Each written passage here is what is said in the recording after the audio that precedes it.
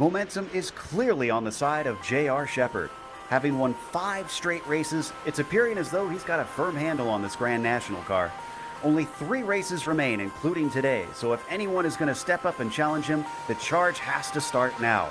We'll see if anyone can slow down the multi-time champion as we get ready to watch round 9 of the Bootleg Racing League's Grand National Series, presented by the Crew Shop. And you'll see it all live here on the Global SimRacing Channel. Hi, I'm Joe Peak, and with me in the booth is Jeff Smith. Behind the scenes is our director, Sean Crackers Ambrose, and he's using cameras provided by Dougie Beard. Oxford Plains is definitely among the smaller tracks here on the iRacing service, but more than that, I think any driver who looks off to their right might notice a more unique feature of this oval. Let's head out to the track guide to show you what we mean.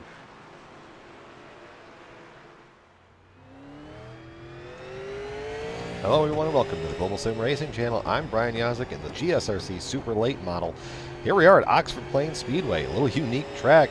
Across the line, down into turn 1. The thing to keep in mind about Oxford Plains is that you never, ever stop turning left. You just kind of float it in here to the corner. Don't get too low to that apron. You'll kick the left side way up in the air and really upset the balance on your car. Back down, and that's the other thing, is because you're turning in so aggressively and you go under braking, the rear of the late model is going to want to snap around on you. So the winner tonight is going to be the one that can balance this out pretty much the best. I mean, here you go, you float, you don't really come out towards the wall. This track is probably about the most unique short track in all of the iRacing service. Back out here, don't let it float all the way out, back down into the corner again. It's a very dizzying couple laps around here. Back out again to the start-finish line. Back, you're basically aiming for that curbing, but you don't want to hit it. That's the best way to really kind of get through the corners here. Back out on the back stretch for the final time here. Down into the corner. Let it float. Roll into the throttle. Out of the corner. Across the line. And that's going to complete our track guide here around Oxford Plains Speedway. I'm Brian Yazik. Enjoy the show.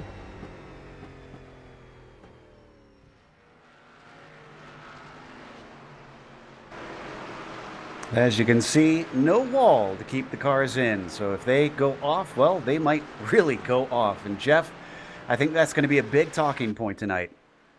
Oh yeah, definitely. If you come out of one of these turns and you get a little bit of a jaw check, you're going for a wild ride. This place is a little over a quarter of a mile. It is an absolute driver's worst nightmare as far as trying to hold the wheel because you are turning the entire time.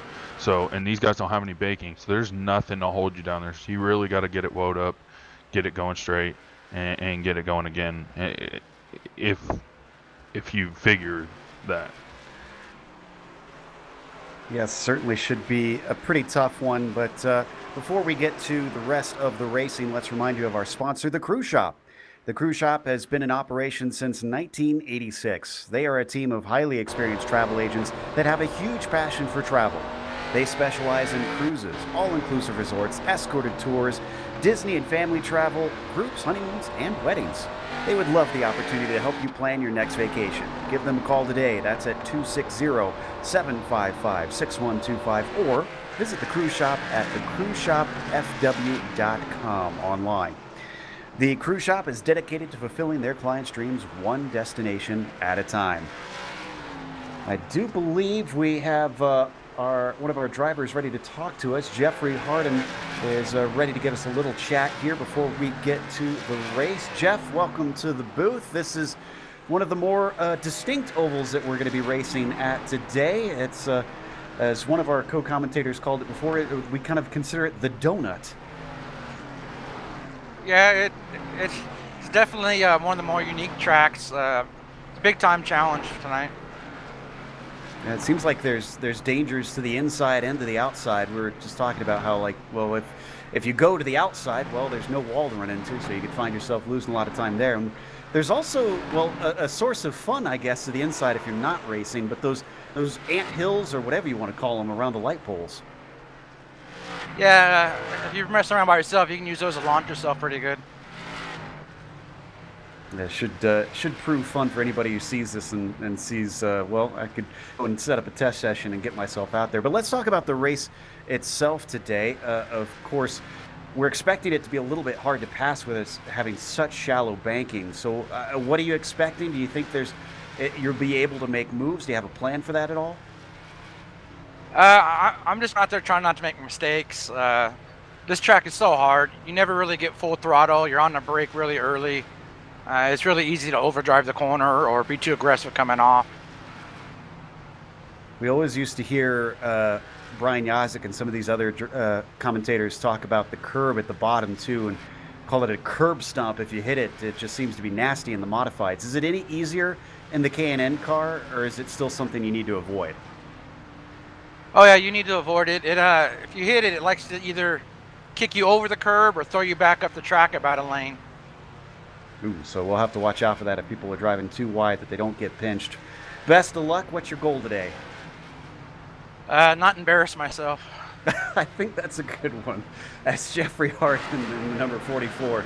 We'll see whether or not he manages that goal today as we watch them warm up. But let's head over to the championship now and take a look at our points as well. J.R. Shepard firmly leading things, almost a full one ahead. 40 points for a win out here. James Lowe has really got to start hustling to get back into it, but he's also got to worry about Mike Holloway. 34 points back while James is 32. Well, you do the math. 2 points difference between them. He could easily slip down. Speidel and Robinson round out your top 5. What about the race details as well here, Jeff? What are we looking at? So this is round 9 of this series, and these guys are going to go 100 laps here. And with this unique track, like we said before, the donut, these guys are turning the whole time. So they're going to go 100 laps now. They just went 60 with the modified. So there's going to be some driver exhaustion going on. They do not get tired. And now, as I'm watching warm up here, they're sliding around like this is an ice rink. So that's going to be interesting to watch. They do get one fast repair, which I expect they're going to use. Most of them are going to use it from at one point or the other. And with this series here, we have the inversion. So J.R. Shepard winning last week, he's going to start in 8th. So he's going to have to climb back through the field and get this all figured out. He's showing some speed here in warm-up, so that's going to be awesome to watch him try to fight his way. And passing is going to be in a premium here. So he's really going to have to battle to get back up through here. We've seen he's been pretty good at that at most tracks this season. And it seems like he's got the pace for it because he's currently 2nd on the timing sheets. We also have a little help with us here today. We've got Gary Weaver down in the pit lane as our pit reporter. Gary, I see we got a little bit of cloud cover right now, but what are the conditions like in general? Have you managed to be able to look at the barometer, and how do you think that's going to affect the racing? At the moment, you can see the track temperature, and the air temperature, of course, 77 degrees for the air temperature. Track temp, a little bit of a high 82, and of course the winds could play a little bit of a factor into this at this very small raceway, essentially. With the cloud cover, it's going to be, well, I mean, it's an age-old thing, really. It's well known about racing. Once the sun is really out of the way, or at least, covered with clouds, the track grip kind of increases just a little bit because of the cooler temperature. So some of these tires could be either worn down a little bit more, but could also give some drivers a chance to really, in a sense, maybe push their cars a little bit more than they'd really like to. So we'll have to keep an eye on those clouds, which haven't gone away here since they've come over in the last few moments. So it seems to be at least decently sized. So we see James Lowe come down in pit lane as well, our leader on the timing sheets. Interesting to note here, Jeff, Ruben Altice, not slow usually, but typically a mid-packer. He's got that number 11 up to 3rd in the warm-up.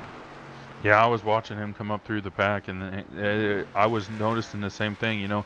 We don't get to talk about him quite as much as maybe we would like to, and he's showing some speed here early tonight. He's only about 7/100ths off of J.R. Shepard, so he's definitely got the pace. It looks like Shepard is about a 10th or a little bit less than a half a tenth off James Lowe. So that's going to be curious to watch and see if Shepard and Lowe are the ones battling at the end. To add to what you guys were saying in the pre-race interview with Harden, that curb can be the devil.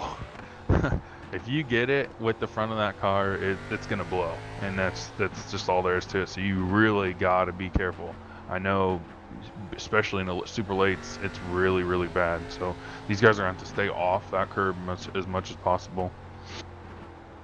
Now, as we watch on board Jeffrey Harden, a little bit ago we saw the number 26 of Donnie Moore. Curiously, here's a driver that hasn't seemed to have adapted as some of the others have as well. He used to be one of the winning contenders at most races in the SK Modified, but we don't really see him as much here in the K&N and in the Grand National car. And even though he won the SK Modified race just a few moments ago for this series, he's down in 9th here in the warm-up. So Donnie Moore looks like he doesn't like these fendered cars quite as well. It kind of surprises me, if I'm honest, Jeff, because J.R. Shepard and James Lowe were both quick over in the Modified, and they've transitioned relatively easily. Yeah, sitting here watching these guys in warm-up, it looks like they're a lot looser in these K&N cars than they were in the Modifieds, and that could be a lot of it. Those loose cars are not easy to drive, especially here when you're turning the whole time. It is not going to be easy to keep those cars under control. So it'll be interesting to see if he can adjust a little bit, and he'll get back through there. We'll get him through there. Right on board with John Hine now, sitting down in 12th out of our 14.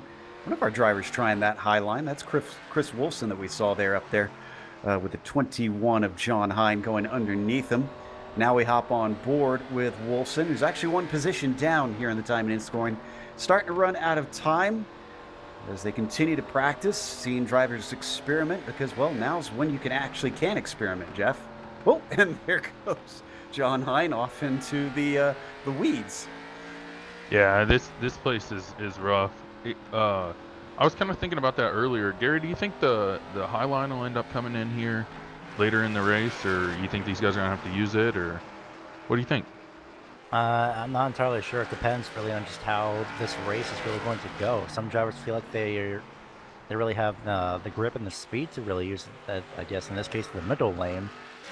I mean, I won't be surprised if we see some drivers trying it out, especially right now where we see some drivers trying it out. Especially Todd Liston right here, just trying it out, seeing how it's going to handle a little bit of the bobble right there off the corner, just hangs on to it. So there's also that. I mean, there's a little bit of a dip as well on the change as well. It's just all over the place in a sense in terms of where the track is either banked, and you can see right here, there's a little bit of a dip right there. And yep, there he goes around. That's something that you really don't want to do. So I would not be surprised if some drivers stayed on the low lane because of that very reason.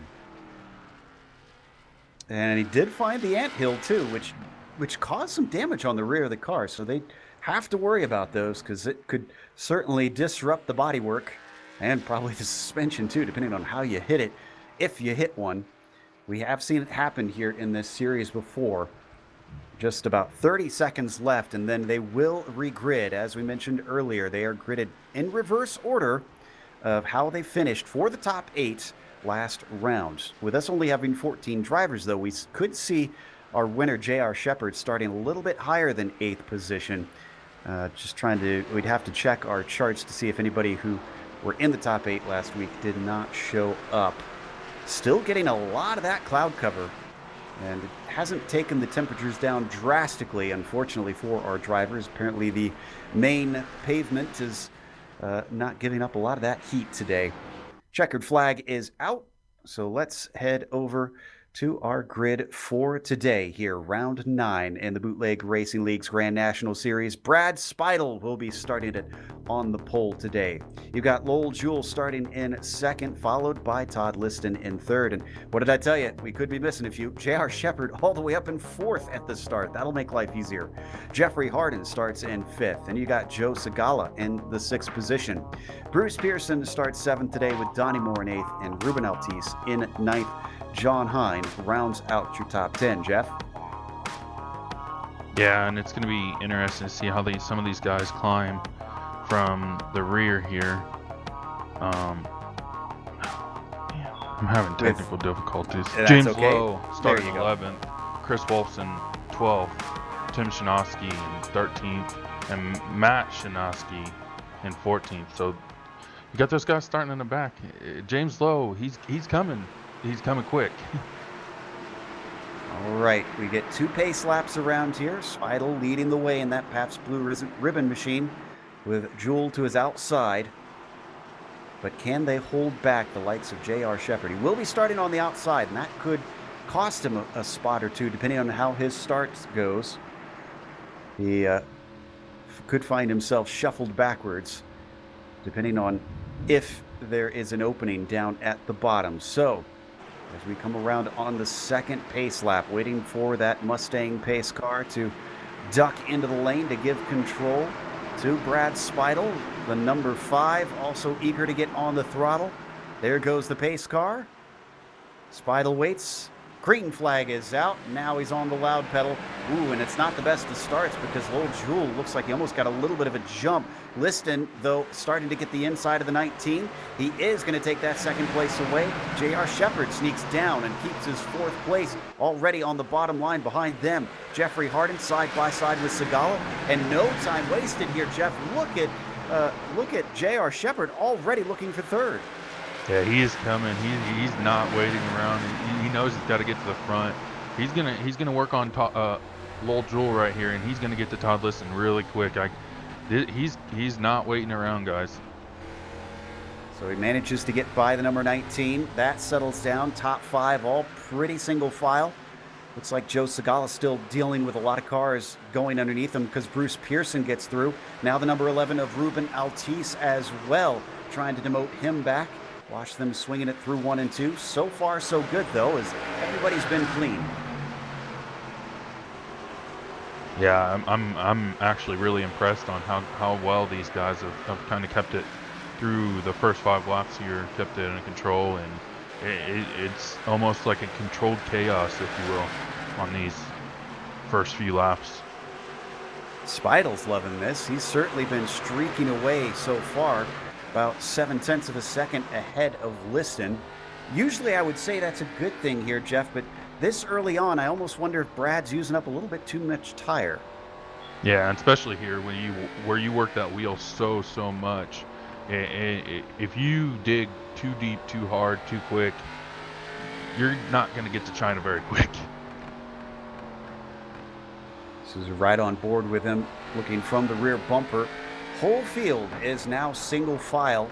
Everybody just slotting in the line, trying to rifle off these laps and get into the rhythm. Meanwhile, Liston's been overtaken by J.R. Shepard, already up to P2.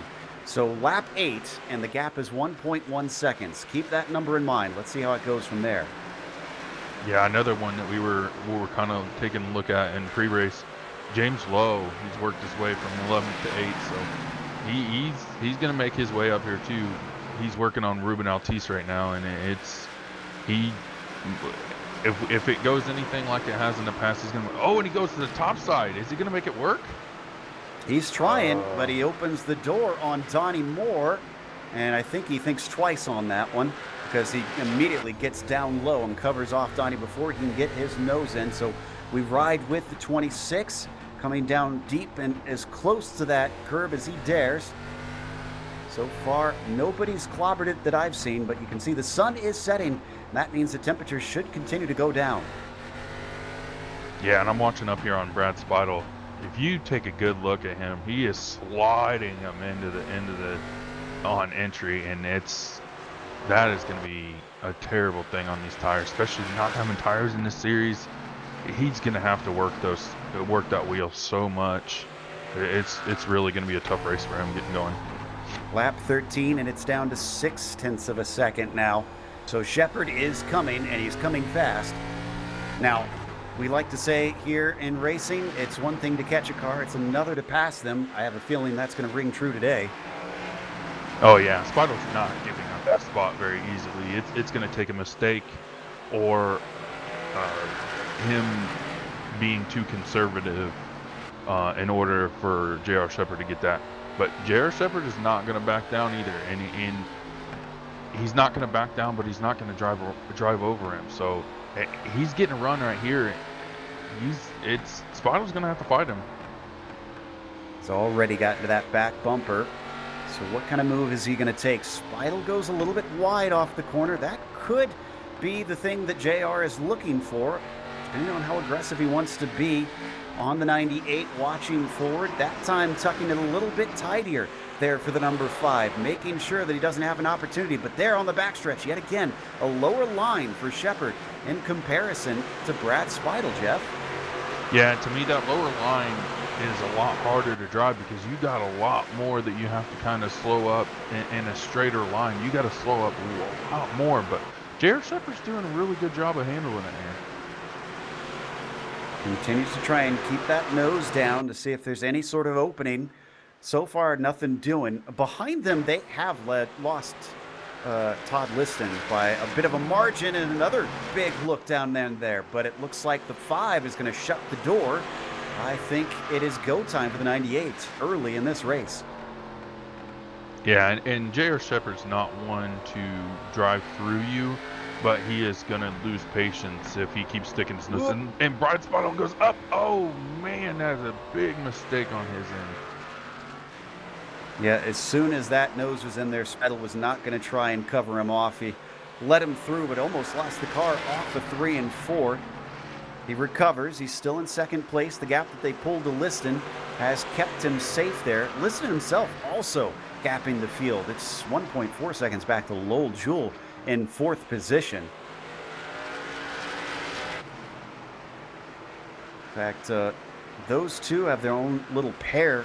Before you get to a little bit of action back there. Oh, actually we had some contact behind him. You might be able to see the 99 of Lowe just got tipped by Donnie Moore as they go side by side. And it's pass is not done yet.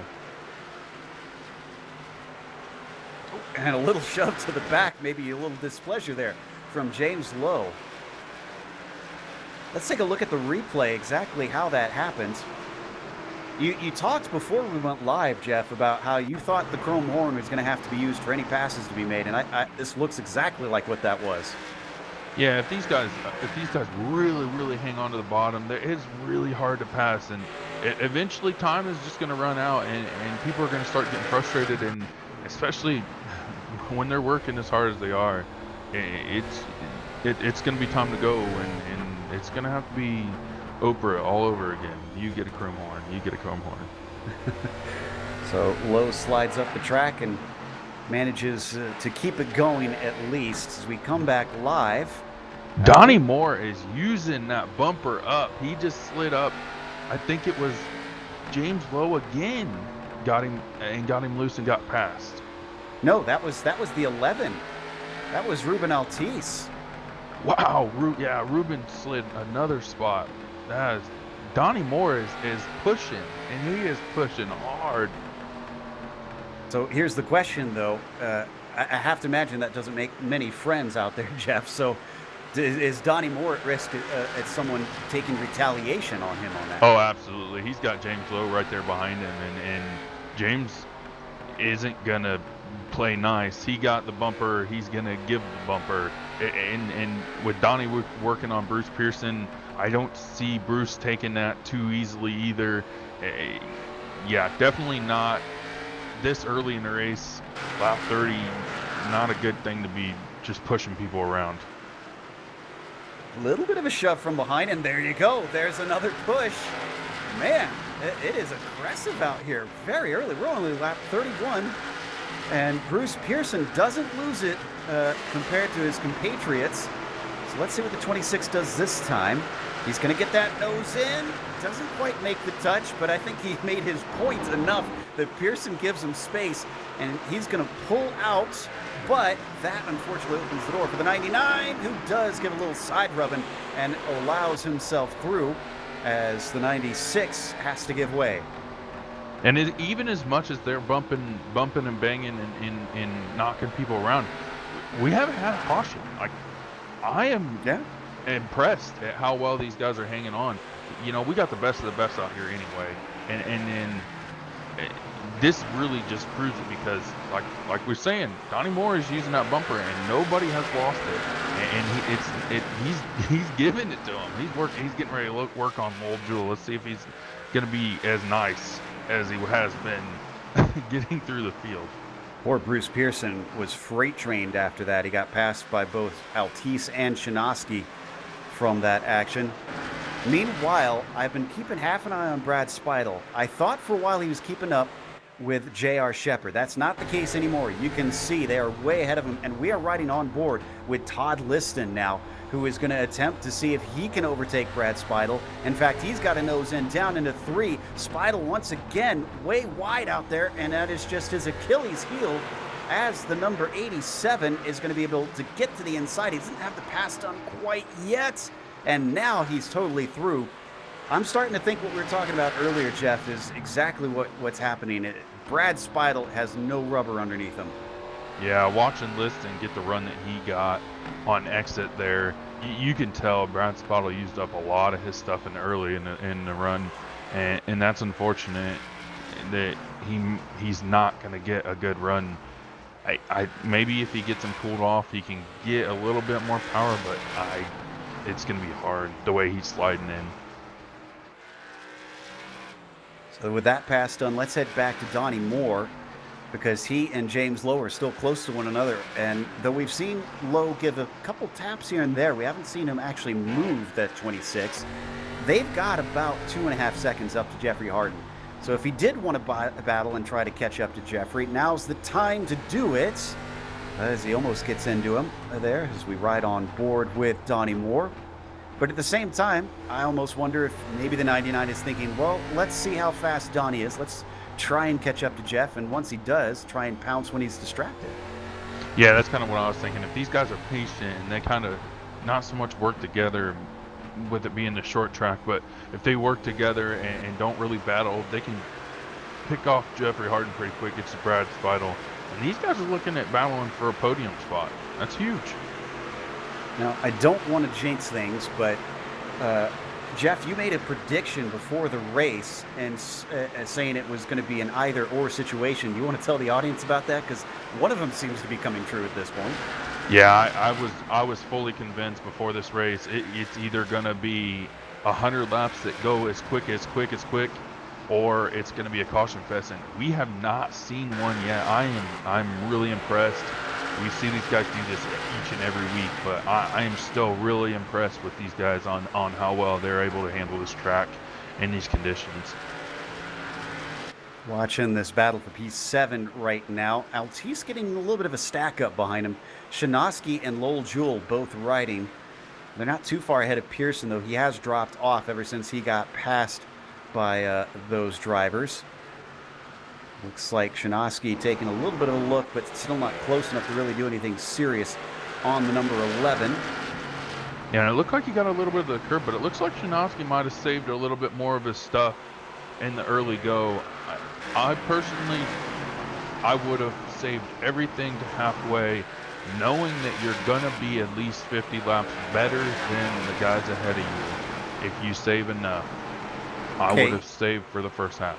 Interesting to note here, Lowe has gotten by Donnie Moore. There was no contact in this either. It looks like Moore just went a little high. I think this was about 3 laps ago, so I'm not sure that we'll be able to get the replay on it.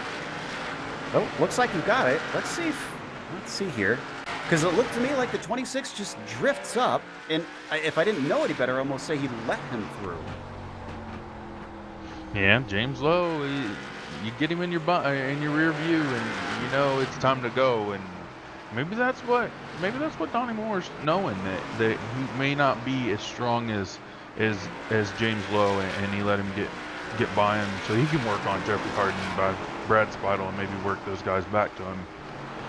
He's definitely catching him a lot quicker, but we're looking at Shinosky and Altice. This is for 7th once again. Tim, very strong off the corner, but doesn't seem to be able to do much with it on the way in as he stays behind Ruben. Watched him shoot off of turn 2 last time around like a rocket, but still didn't have the bravery to try and get a nose in. Yeah, and as much as we saw Ruben Altice kind of in warm-ups have that strong run, he looks like he is struggling quite a bit here in the race. So that's unfortunate. You know, you get out there and you have really good warm-up and you think, I've got this, and then you get into the race and you're like, wow, this is tough. I think things are going to get a little bit complicated here for J.R. Shepard. With no cautions, we now have lap traffic as an issue. Joe Segala is the first one who pulls out of the way. Driver who unfortunately has just been dropping like a rock is Bruce Pearson up next. He was recently overtaken by, I think, 3 cars, Hein Wolfson and Matt Chinoski, all in one essentially. He's taking a little bit more time to pull out of the way, and they're not obligated to leap off the racing line and let J.R. Shepard through. Yeah, Joe, but with a 4.5 second lead, almost 5 second lead now, Shepard can be a little bit more conservative on getting through this lap traffic. He does not need to push. He's continuing to pull away from Todd Liston. Let's go to Lowe. Lowe has gotten to the inside of the 44. Boy, as soon as he got by Donnie Moore, he wasted no time. Just gathered him up and spit him out. So Hardin gets demoted to 5th. Now James Lowe up to P4. Unfortunately for him, even though he's got great pace, his main rival in the championship, J.R. Shepard, is leading, and he's a whole 8 seconds ahead of him. Yeah, and James is strong every week, but I think he just started too deep in the pack to get back. He started 11th. We knew he was going to have to work, and he worked. and he's getting ready to work on Brad Speidel here, and with Speidel sliding as much as he is, this could be quick work, but making up 8 seconds, I don't see it happening. Not without a caution.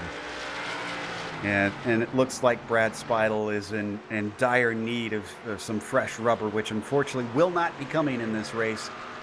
As we ride on board, watching forward, that is Todd Liston. You see a little bit up the ways there in the number 87, about 1.5 seconds up the road.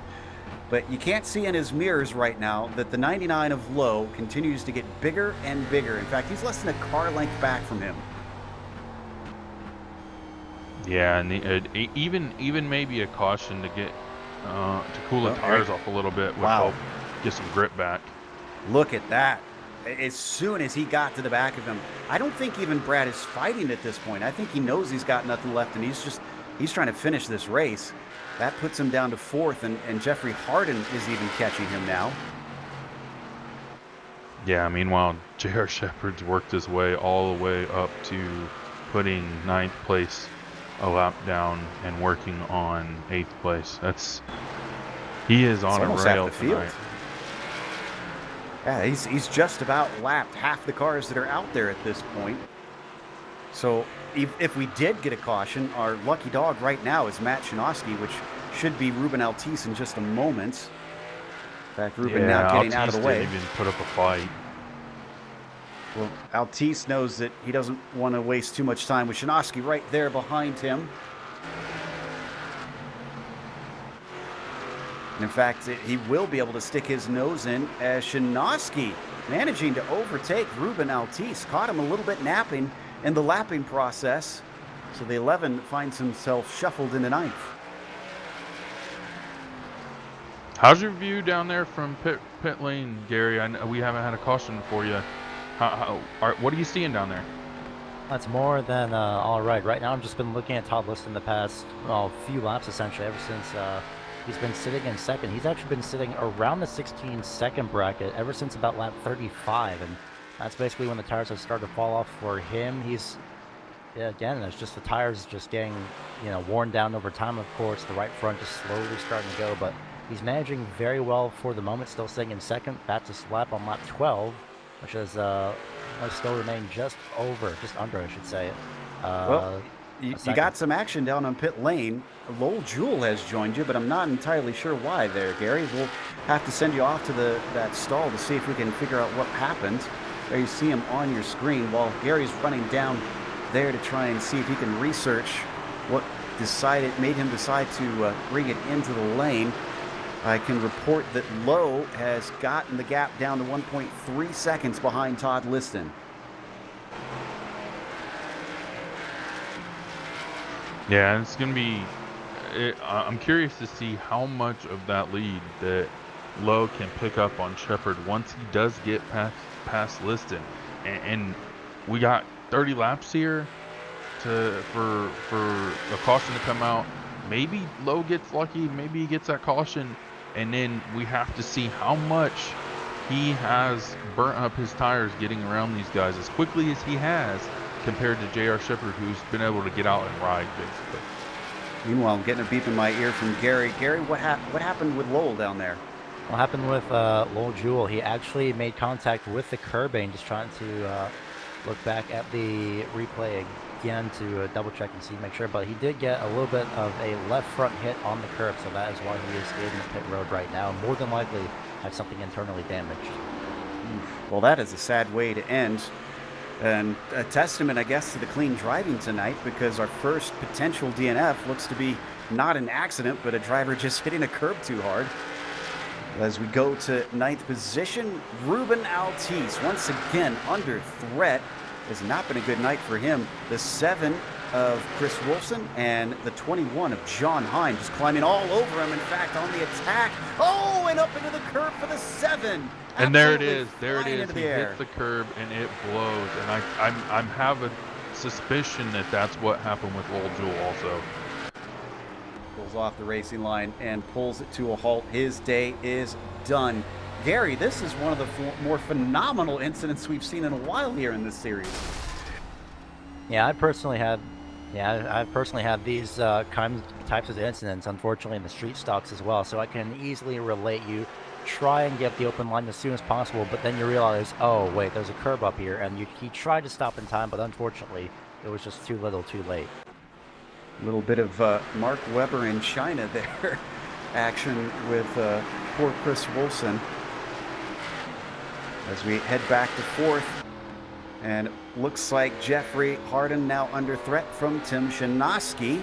The 07 has run him down, and the 44 goes a little bit wide. This might be the door open enough. In fact, it is. Tim Shanoski manages to get through. Now move him up to fourth place. Yeah, and as the action keeps going, I also caught John Hine giving Ruben Altice a little bit of the bumper and sent him through the infield. So that was an interesting situation. Everybody's kind of getting antsy.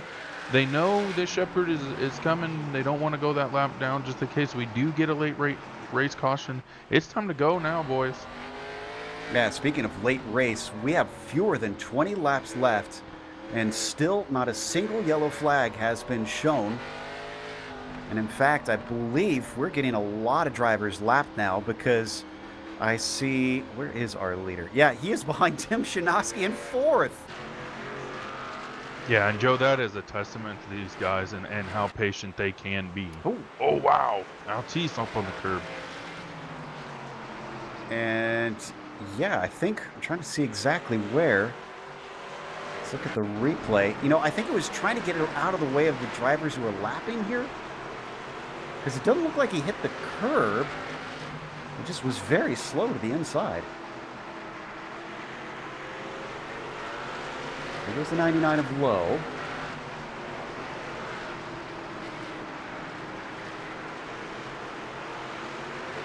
I think he maybe fell off the banking on the straightaway. Well, it's whatever you want to call it, the sort of straightaway.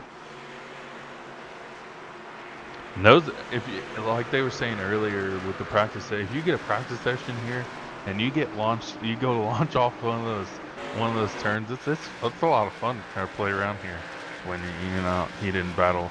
And Shanoski goes a lap down, so we got 3 cars on the lead lap. James Lowe in third is our first car, not a lap down. And he's honestly not far ahead of J.R. Shepherd, because he's about 14 seconds behind. In fact, Todd Liston might even get lapped here in second place. It might be only one driver doing the full 100 laps today. There you can see the number 98 now right behind Todd Liston. Excuse me, no, he's still behind. He's still behind Joe Segala. Apologies. Still has to catch James Lowe right now. Getting close to now 10 laps left. This has just been an absolute whomping from J.R. Shepherd at a time when we said he needed his rivals to catch up to him, to outscore him, and to have hopes in the championship. He won't seal it today, but he'll certainly position himself to potentially do it next round. Yeah, he took lead on lap 20 and he is just checked out. Donnie Moore, who we saw have quite a bit of argy-bargy action earlier, is paying for it now because he's looking a little slow. Matt Shinosky behind him in the Little Caesar, or in the Kmart machine. Actually, might have Little Caesars on that car, I think. Has that similar color scheme. Yeah, there we go. I'm not going crazy. And Shepard is knocking on the door of James Lowe here, and now Lowe has to make a decision. Does he want to fight Liston, or does he want to try to get away from Lowe, or from Shepard? Well, I'd say fight Shepard. Get a mistake out of JR, because there's only 8 laps to go. He's going to get put a lap down. He's got nothing to lose here at this point. Yes, he probably wants to try and get by Liston, which it looks like he's going to do right now as the 87 rocks wide. So that's going to put a car between himself and the 98. Yeah, Jeff, he made that look easy. Now Shepard has to fight with Liston, and Lowe is going to be playing keep away. I just wonder if JR just should decide to not try and overtake them here with 6 to go. I mean, he's literally got a whole lap to 2nd and 3rd place with 5 to go now on the ticker. I say go for it. If you're going to do it all. Take it 100%. Lap the whole field. Oh, and he gets moved high. Did Shinosky give him the bumper? I don't think so. I'm pretty sure he wasn't close enough, unless there was like some serious net code or something going on, because he was like half a car length back. I think Gary's had a chance to take a closer look. Gary, what's your opinion on it? Yeah, Jared Shepard just took the corner a little bit too hard, and he just went wide right then. So really nothing too major at the moment, especially since, well, like we mentioned, it's only a lap in between now Jared Shepard and the rest of the top 4. So at the moment, they're just going wide for Shepard. We're down to 2 to go for JR. He's still hanging out behind those 2 as Tim Shinosky, who's on a tear, gets through and actually goes by Todd Liston before our leader does. Shinosky shouldn't be on new tires. Maybe he just saved them all the way to the end. Has now really got a lot underneath them, but it's a little bit too late for that because we're on the final lap. JR Shepard, I think he's holding up. He's not interested in trying to demote another lap for Todd Liston. Still, victory for the number 98, his 7th of the season here today at Oxford. James Lowe still has to go a full lap around to take his 2nd place, but it looks like he is well clear of those behind, and indeed, he is going to finish P2 after starting 11th with Tim Shinosky. Well, that was for position on Todd Liston. That was something we didn't catch. 13th to 3rd. That is awesome for Shinosky, just making his way through this pack. Wow, so we need to give a little bit of credit there to the 07. Let's take another look at that, since we really didn't give it the merit it deserved. He just sets him up, and again, a launch off the corner, looking strong in the 07, and no defense able to be had over a move like that. Nicely done to get himself onto the podium over Todd Liston. That's going to take us to a quick break. A cautionless race here at Oxford. Who'd have thunk? We'll come back with the unofficial results as well as driver interviews. Stick around because on screen you'll see all the upcoming races here on GSRC.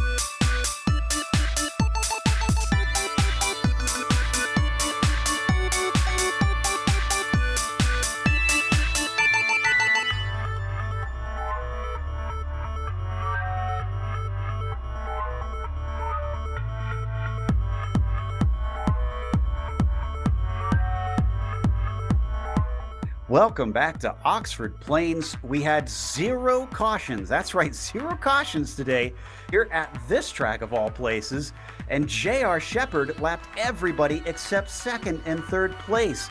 That was how incredible his pace was. Granted, he started from 4th, so he certainly had very good grid position. But James Lowe really deserves a big pat on the back, going from 11th to 2nd. And same thing with Tim Szymanowski, from 13th to 3rd.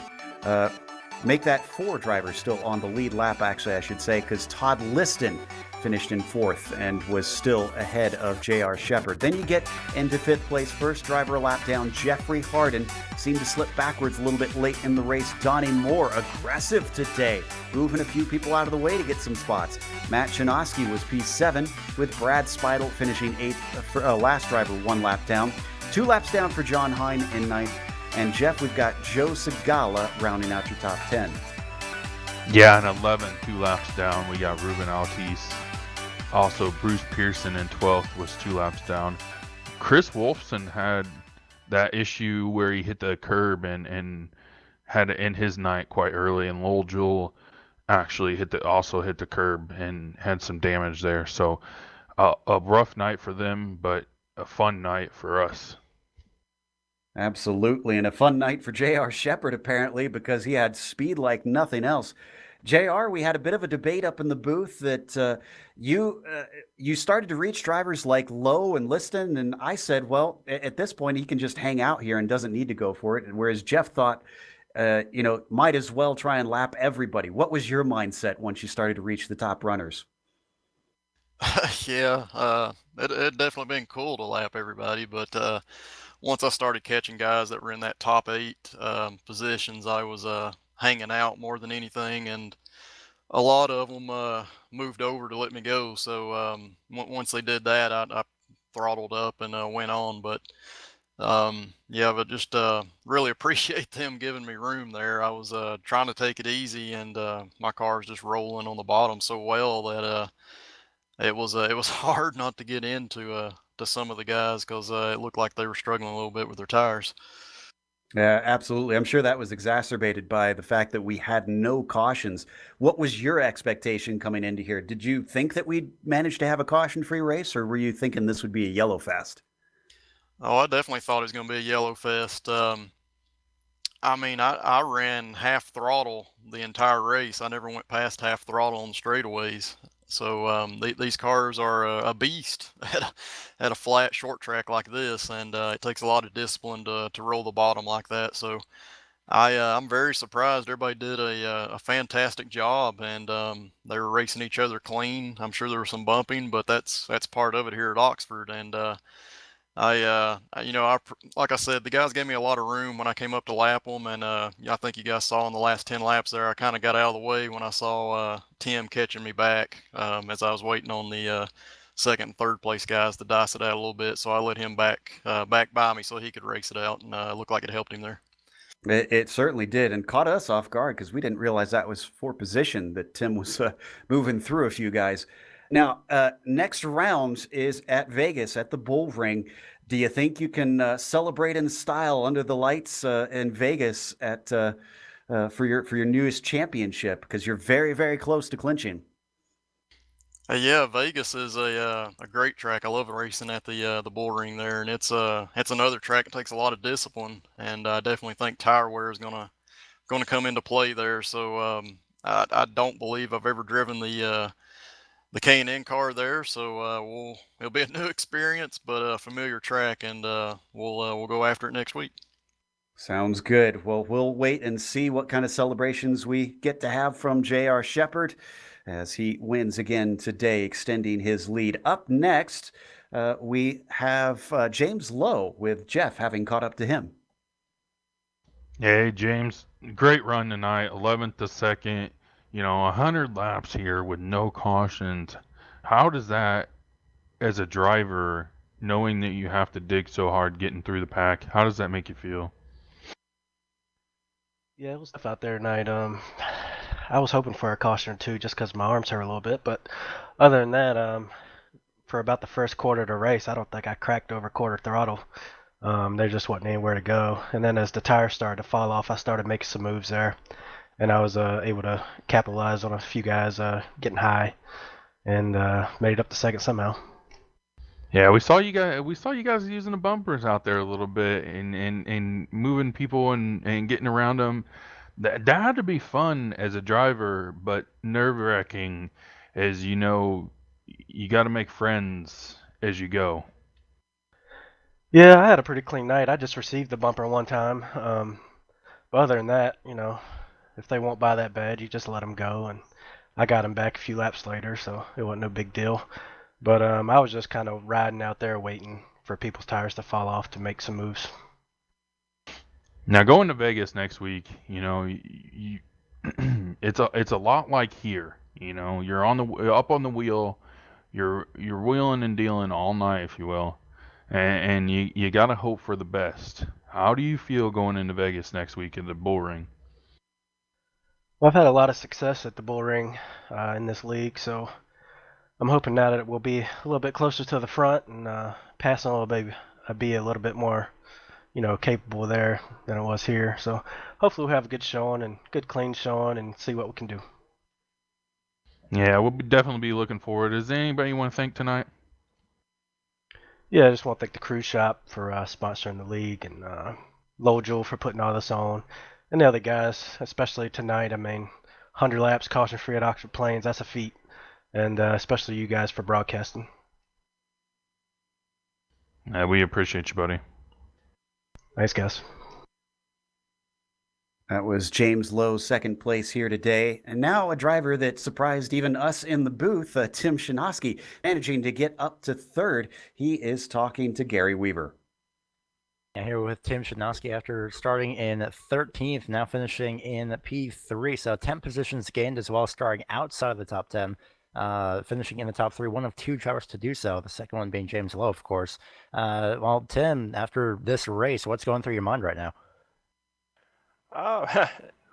Really surprised to have been able to make my way up from 13th, I think, because it's a very difficult track to pass on. You're single file. You just have to keep the car on the bottom as best you can and hope someone else makes a little mistake and slips up a little bit. And fortunately, I was able to make my way up to third, and I'm pretty happy with that. Especially with this track, like you mentioned, being single file, have you really considered trying out the top side in the race, or did you think that would help out just a little bit, or did you think it would just kind of wear down the right front a little bit more? Well, you can't really make any time up on the top. I mean, you're just going to lose so much time.